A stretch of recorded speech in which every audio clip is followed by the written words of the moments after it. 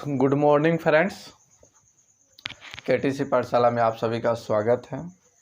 तो आइए हम लोग पढ़ रहे हैं एक नया चैप्टर मेंसुरेशन, क्षेत्रमिति।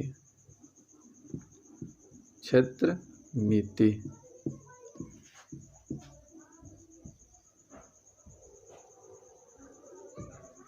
मेंसुरेशन, और मेंसुरेशन में हम लोग पढ़ रहे हैं आयत, रेक्टेंगल।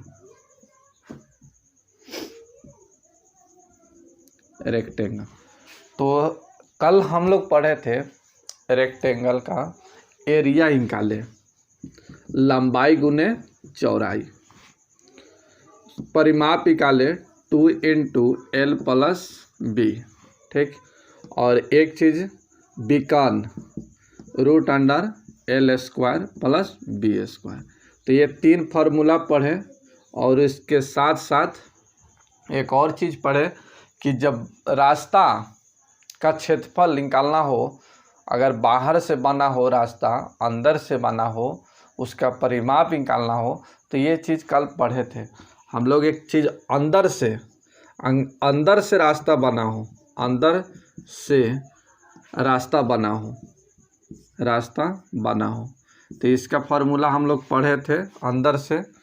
तो अंदर से रास्ता बना था तो उसके लिए पढ़े थे रास्ता का क्षेत्रफल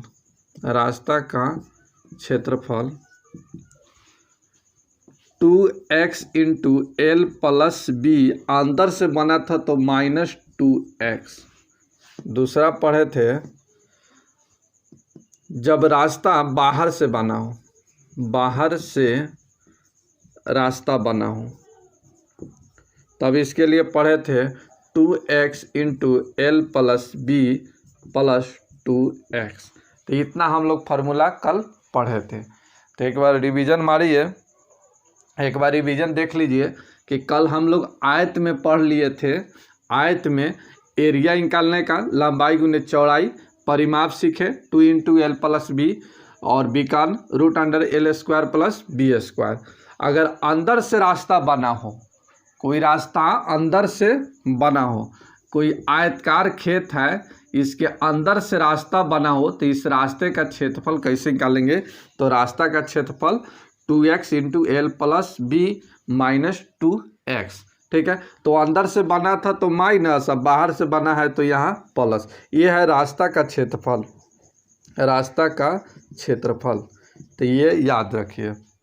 अब आइए कुछ बाकी है, आगे बताते हैं। आइए अगला तीसरा देखिए। तीसरा, जब रास्ता बीच में बना हो,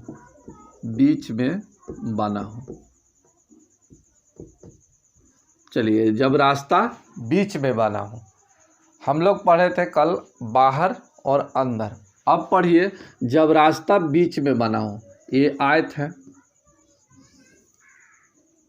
ये आयत है, इसके बीचों बीच, यहाँ बीचों बीच में रास्ता बना हो, इस तरह से रास्ता बना हो, तो रास्ता का क्षेत्रफल क्या होगा? रास्ता का क्षेत्रफल क्या होगा, ठीक है। तो हम सबसे पहले फार्मूला जानेंगे। तो यहाँ देखिए, ये लंबाई L, ये चौड़ाई B, और रास्ता का भी चौड़ाई कुछ है, तो मान लिया जाए x। ये रास्ता का चौड़ाई है x, ये रास्ता है, ये रास्ता का चौड़ाई है x। तो यहाँ x जो है रास्ता का चौड़ाई है, रास्ता का चौड़ाई है। तो ये याद रखिएगा, रास्ता का चौड़ाई x है, ठीक है।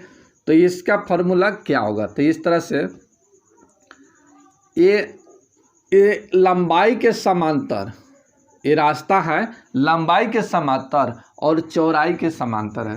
तो इसको गुना करिए, LX प्लस ये हो जाएगा BX - 2x, ठीक है। तो x कॉमन कर लीजिए, तो L + B माइनस ये हो जाएगा 2। तो ये याद रखिएगा। यहाँ थोड़ा सा गलत हो गया है, यहाँ पर x × x लिखना चाहिए था, तो x × x, तो x कॉमन हो जाएगा तो x। तो ये फार्मूला याद रखना है। ये रास्ता का क्षेत्रफल का फार्मूला हुआ जब रास्ता बीचों बीच बना हो, रास्ता जब बीचों बीच बना हो तो रास्ता का क्षेत्रफल निकालेंगे x into L plus B minus X. तो इस फार्मूला से आप निकाल सकते हैं। आगे एक चीज़ और देखा जाए,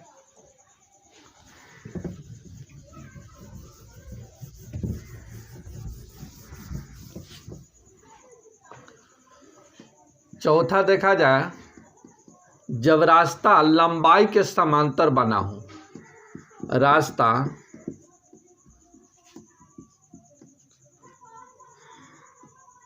लंबाई के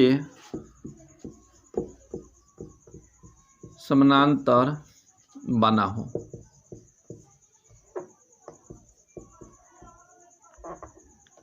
तो आइए कहने के मतलब है कि रास्ता जब लंबाई के समांतर बना हो, तो यहाँ सबसे पहले का आयत देखा जाए तो यहाँ बोल दिया गया है कि रास्ता जो है, जो रास्ता आयत में जो बना है वो लंबाई के समांतर बना है। तो ये लंबाई के समांतर बना दीजिए, लंबाई के समांतर। ये रास्ता का जो चौड़ाई होगा ये एक्स है, तो एक्स जो है रास्ता का चौड़ाई है, रास्ता का चौड़ाई, ये चौड़ाई है, रास्ता का चौड़ाई है। पिछला बार गलत किए थे का, एक्स को हम रास्ता का क्षेत्रफल मान लिए थे, थोड़ा सा ध्यान आ रहा है। वहाँ पर रास्ता का क्षेत्रफल, अगर रास्ता का यहाँ क्षेत्रफल लिखा गया होगा तो चौड़ाई बना लीजिएगा, चौड़ाई समझिएगा। एक्स जो है रास्ता का चौड़ाई है। तो आइए रास्ता का क्षेत्रफल, रास्ता का क्षेत्रफल क्या होगा, तो रास्ता का क्षेत्रफल हो जाएगा तो ये एल ए बी, तो ये लंबाई के समांतर है तो सीधे एल गुने एक्स निकाल दीजिए, यही आपका रास्ता का क्षेत्रफल निकल गया, रास्ता का क्षेत्रफल निकल गया। चलिए इसी में कहेगा एक और 5वां नंबर देख लीजिए कि रास्ता चौड़ाई के समांतर, चौड़ाई के समानांतर बना हो, चौड़ाई के समानांतर बना हो। जब इस तरह से कहे कि रास्ता जो चौड़ाई के समांतर बना हो, चौड़ाई के समांतर के मतलब क्या हुआ कि एक इस तरह से आयत है, ठीक है, ये आयत का ये चौड़ाई के समानांतर, तो चौड़ाई के समानांतर ये रास्ता है एक्स, ये भी एक्स होगा, तो एक्स जो है ये रास्ता का चौड़ाई है, चौड़ाई, ये रास्ता का चौड़ाई है, ठीक है। तब इसका रास्ता का क्षेत्रफल निकालना है, रास्ता का क्षेत्रफल, तो रास्ता का क्षेत्रफल हो जाएगा b गुने एक्स, सीधा b गुने एक्स। तो ये ध्यान रखिएगा, अगर लंबाई के समांतर का है, और याद रखिएगा x जो है, ये x जो है रास्ता का चौड़ाई है। पीछे वीडियो में हमको लगता है पिछला जो बताए थे 3रा नंबर, उसमें शायद क्षेत्रफल यहाँ लिखा गया है, तो चौड़ाई बना लीजिएगा। तो चलिए अगर इस रास्ता लंबाई के समांतर बना हो तो एल गुने एक्स कर दीजिए, आपका क्षेत्रफल निकल जाएगा। अगर चौड़ाई के समांतर बना हो तो सीधा आप गुना कर दीजिए बी गुने एक्स, चौड़ाई गुने एक्स, रास्ता का चौड़ाई, क्षेत्रफल निकल जाएगा। एक चीज़ और देखा जाए, एक और फार्मूला पढ़ लीजिए,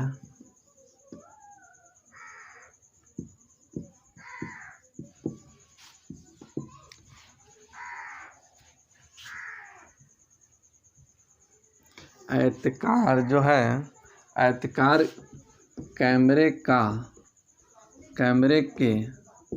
आयताकार कैमरे के चारों दीवारों का क्षेत्रफल, इसका क्षेत्रफल क्या होगा। आयताकार कैमरे के चारों दीवारों का क्षेत्रफल, आयताकार कैमरे के चारों दीवारों का क्षेत्रफल क्या होगा। तो देखिए जो होता है P गुने H होता है, ठीक है। आयताकार कैमरे के चारों दीवारों का, आयताकार कैमरे के चारों दीवारों का क्षेत्रफल जो होता है P गुने परिमाप गुने हाइट होता है, ठीक है। और परिमाप को आप लिख सकते हैं 2 इंटू एल प्लस बी गुने एच, ठीक है, इस तरह से लिख सकते हैं। तो ये दोनों एक ही फार्मूला, ये दोनों एक ही फार्मूला है। ठीक है, तो P गुने H आयताकार कैमरे के चारों दीवारों का क्षेत्रफल P गुने H या 2 इंटू एल प्लस B गुने H, तो दोनों एक ही फार्मूला है। तो ये याद रखिएगा, इस पर क्वेश्चन पूछा जाता है आयताकार कैमरे के चारों दीवारों का क्षेत्रफल क्या होगा। तो कैमरा की बात हुआ है। ठीक है, एक फार्मूला और इसमें याद रखिएगा तो और अच्छा है। ये जो है चारों दीवार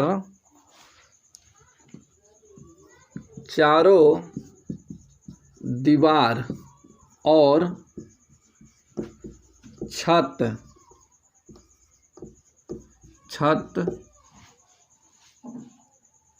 चारों दीवार और छत सहित चारों दीवार और छत का क्षेत्रफल, तो ये होता है P गुने H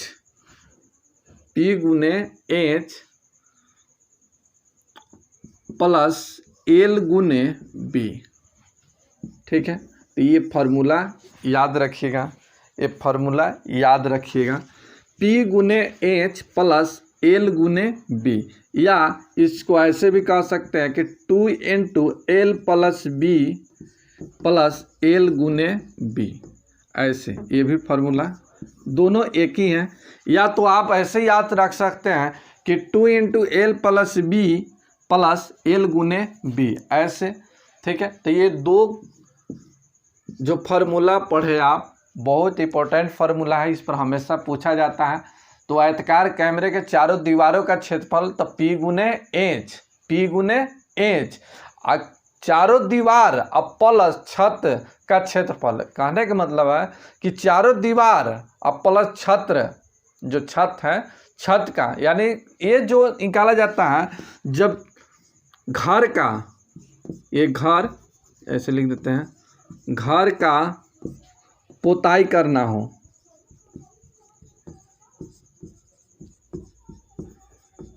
ठीक है, जब घर को पोताई कर रहे हैं और जब उसका टोटल खर्च निकालना होता है तो इस फार्मूला का यूज करना होता है। ठीक है, तो चार दीवार और छत का क्षेत्रफल जो है ये याद रखिएगा P गुने H प्लस L गुने B। तो ये फार्मूला तो आपको याद है ही, चारों दीवारों का क्षेत्रफल 2 इंटू एल प्लस बी गुने हाइट, और इसी में जोड़ दीजिए L गुने B, तो ये हो गया छत सहित का क्षेत्रफल। तो आइए कुछ क्वेश्चन अब देखते हैं, फार्मूला, फिर आयत का कुछ एग्जाम्पल क्वेश्चन बता देते हैं, फिर वर्ग का फार्मूला बताएंगे, फिर एग्जाम्पल बताएंगे, इस तरह से करके आपको ख़त्म करेंगे। तो आइए क्वेश्चन देखते हैं। आइए सबसे पहले क्वेश्चन पढ़ने से पहले एक इम्पोर्टेंट क्वेश्चन देखिए, पहले इसको समझ लीजिए, उसके बाद क्वेश्चन बताते हैं।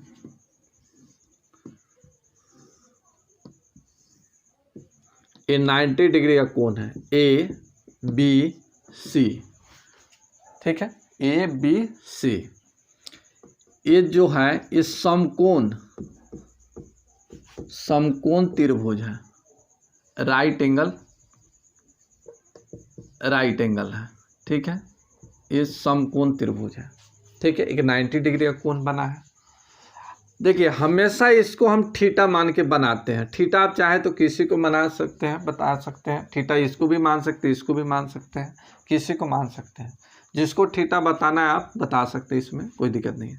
अब देखिए थीटा के सामने हमें जल्दी बताएंगे, आगे हम चलेंगे त्रिकोणमिति में तो बताएंगे, जब आपको ट्रायंगल संबंधित बताएंगे तो ये सब में आपको बताएंगे, समकोण जब पढ़ाएंगे तो। आइए सबसे पहले मोटा मोटी जानते हैं, तो ये है P, थीटा के सामने हमेशा P, और 90 डिग्री के सामने हमेशा हाइपोटेनस कर्ण होता है, और जो बच जाता है बेस, जिसे B से सूचित करते हैं।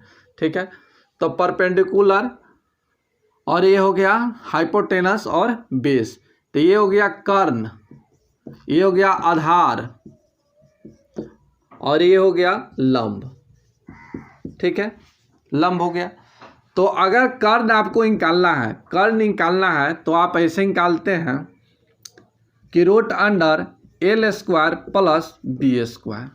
अगर आपको निकालना है, अगर आपको बी का बेस आधार का मान निकालना है तो पाइथागोरस पर में जानते हैं एच स्क्वायर माइनस हो जाएगा पी स्क्वायर। इसी तरह से अगर लंब का मान निकालना है तो इसको आप रूट अंडर ये निकालते हैं H square minus B square, ये फार्मूला जानते हैं। ठीक है, तो मान लीजिए, हम बताने का कारण यही है कि मान लीजिए कि एक समकोण त्रिभुज है, ये अगर मान के चलिए 3 है, ये 4 है, तो ये कितना होगा, ये कितना होगा, ये 3 है 4 है, तो ये कितना हो जाएगा, तो ये जानते हैं, आप लोग जानते हैं कितना हो जाएगा 5। तो कैसे होगा, तो रूट अंडर 4 का स्क्वायर प्लस 3 का square equal to root under 25, 25 का मान कितना 5। अब यही चीज़ अगर समझिए कि अगर मान के चलिए कि ये समकोण त्रिभुज है, ये समकोण त्रिभुज है, अगर मान के चलिए कि ये 9 है, ये 12 है, तो ये कितना होगा, तो आपको निकालना पड़ेगा, ये आपको निकालना पड़ेगा। लेकिन कुछ मान जानते हैं, ये 3 4 का संबंध 5 से है, 3 4 का संबंध अगर 5 से है, एक याद है तो सैकड़ों मान आपको याद हो गया। अब देखिए ये 9 है, ये 12 है, तो ये कितना होगा, तो इस तरह से देखिए, ये 3 का ही क्या गुना, 3 गुना, आई 3 का क्या गुना, 4 गुना, तो ये 3 का देखिए, ये 3 4 का संबंध किससे होता है 5 से, तो ये हो जाएगा कितना 15, यही आपका आंसर। ठीक है, तो इस तरह से निकाल सकते हैं। अगर मान लीजिए कि कोई त्रिभुज है, यहाँ देखिए एक त्रिभुज है, समकोण त्रिभुज में बता रहे हैं, तो मान लीजिए कि ये 75 है, ये 100 है, तो ये कितना होगा, ये 75 है, ये 25 है, तो ये कितना होगा, बताइए जल्दी बताइए। तो ये आप ऐसे ही निकालिएगा, तो ये आदत छोड़िए, थोड़ा सा याद रखिए, पाइथागोरस पर में जानते हैं इस तरह से निकालने का, तो कुछ रूल भी जानिए, जल्दी निकाल पाइएगा। तो देखिए 3 4 का संबंध किससे होता है, 5 से होता है, तो यहाँ देखिए ना 3 का ये 25 गुना है, और ये 4 का 25, ठीक, तो ये कितना का 5 का 25 होगा ना, तो ये हो जाएगा कितना 125 होगा ना, 125। तो इस तरह से आपको दिक्कत है, तो ये दोनों का एचसीएफ निकाल लीजिए ना, ये दोनों का एचसीएफ कितना हो जाएगा 25 होगा, तो 25 का 3 गुना, 25 का 4 गुना, तो ये कितना 25 के 5 गुना। इसी तरह से एक और देखिए,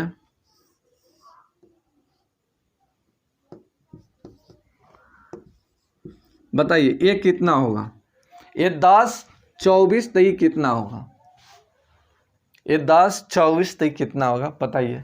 तो यहाँ देखिए ना, हम जानते हैं कि 5 12 का संबंध जो होता है 13 से होता है, 5 12 का संबंध 13 से होता है, तो ये 5 का दुगुना, तो ये 12 का दुगुना है ना, तो ये क्या हो रहा है 5 का दुगुना, ये 12 का दुगुना, तो ये कितना हो जाएगा 13 का दुगुना, यानी कितना 26, तो ये जो होगा कितना होगा 26 होगा। तो ये मान कुछ याद रखिएगा, आगे भी बताएंगे, कुछ इसका ज़रूरत पड़ेगा इसमें, इसलिए बता दिए हैं। आइए थोड़ा सा मान जो याद रखना है वो आपको लिख देते हैं, ये मान याद कर लीजिएगा, आपको उतना निकालने की ज़रूरत नहीं पड़ेगा।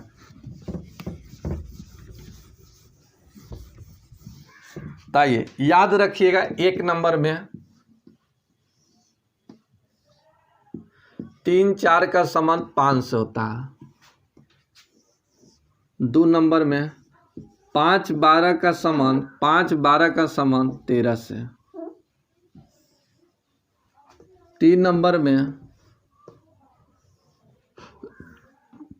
7 24 का संबंध 25 से। ठीक है, 3 गो और याद रखना है, तो याद रखिए 5 नंबर में 20 21 का संबंध होता है 29 से, ये भी याद रखिए 20 21 का। एक और 6 नंबर में 9 40 का संबंध जो है 41 से है। ठीक है, तो यही 6 याद रखिए, आगे याद रखने की ज़रूरत नहीं है, होने के लिए तो बहुत होता है। 8 15 का संबंध 17 से भी होता है, 8 15 का संबंध 17 से, तो याद रखिएगा, ये इतना याद रखिए, आगे बहुत होता है लेकिन इतना याद रखते हैं तो आप बहुत ज़्यादा मान निकाल सकते हैं। अगर मान के चलिए कि यहाँ देखिए एक समकोण त्रिभुज है, ये 24 है, ये 45 है, तो ये कितना होगा ये बताइए कितना होगा। ये 24 है, ये 45 है, तो ये कितना होगा ये देखिए ना, ये कितना होगा, न समझ आ रहा है। तो दोनों का HCF निकाल लीजिए ना, दोनों का HCF, तो HCF कितना हो जाएगा, इसका HCF कितना हो जाएगा, 3 होगा ना। 3 देखिए ना, 3 से काटाइएगा तो 24 कितना, 3 से काटाइएगा तो 8 3 का 24, 8 आई 15 हो जाएगा ना। अब 8 15 कटने वाला है नहीं है, यानी 3 का गुना हुआ है, तो इसमें 3 का गुना कीजिए, इसमें भी 3 का गुना कीजिएगा तो 45, इस 3 से गुना कीजिएगा तो 24। तो ये सोचिए 8 15 का संबंध किससे होता है, 17 से होता है, तो 17 से गुना कीजिए, 17 कितना 51। अगर नहीं जानते हैं, मान लीजिए कि आप नहीं जानते हैं, ये चीज़ नहीं याद कीजिएगा, तो आपको करना क्या होगा। अगर आप नहीं जानते हैं, ये नहीं याद किए हैं मान, तो आपको क्या करना होगा, कर्ण बराबर निकालना होगा, लंब स्क्वायर प्लस क्या चीज़ आधार स्क्वायर, तो 24 का स्क्वायर अब प्लस 45 का स्क्वायर निकालिएगा। अब निकालिएगा तो ये 51 आ जाएगा, यही आपका आंसर होगा। ठीक है, तो इतना आपको निकालना पड़ेगा, याद रखते हैं तो बहुत जल्दी मान निकलेगा।